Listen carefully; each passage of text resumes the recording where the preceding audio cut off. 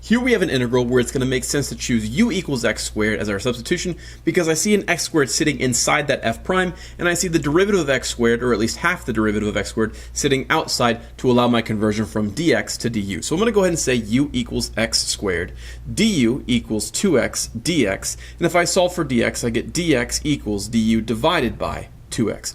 I'm going to take these things and sub them in over here. That's going to give me the integral of x times f prime of u minus 2, and dx gets replaced by du over 2x. Note that these x's now cancel, which is great. I have a factor of 2 down here that I'm going to pull out in front, so I'll have 1/2 times the integral of f prime of u minus 2 du. Now, one thing you do whenever you change your variable from x to u is you also need to change your bound. In this case, it might not matter because when our lower bound of x is 0, let's go over here and say when x is 0, 0 squared is 0, so u doesn't change. So that means u equals 0. Okay, that doesn't change. Maybe the upper bound will change though. So our upper bound for x is 1.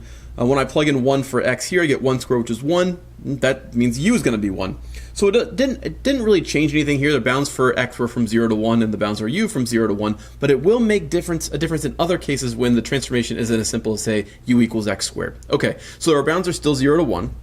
And now we need to integrate this guy. The integral of f prime of u is f of u minus the integral of 2. The integral of 2 is simply negative 2u. And now I need to evaluate over the bounds of my integral from 0 to 1. I'm going to plug in 1, plug in 0, and find the difference. When I plug in 1, I get f of 1 minus 2 minus 1/2 times f of 0 minus 2 times 0 is 0. Okay, I'm going to reference these initial values of f of 0 equals 1 and f of 1 equals 5 to go and plug in these values here. So f of 1 was given to be 5. F of 0 was given to be 1. This gives me a final answer of 1/2 times 5 minus 2 minus 1/2 times 1. That gives me 3/2 minus 1/2, which is 2/2, or better known as 1.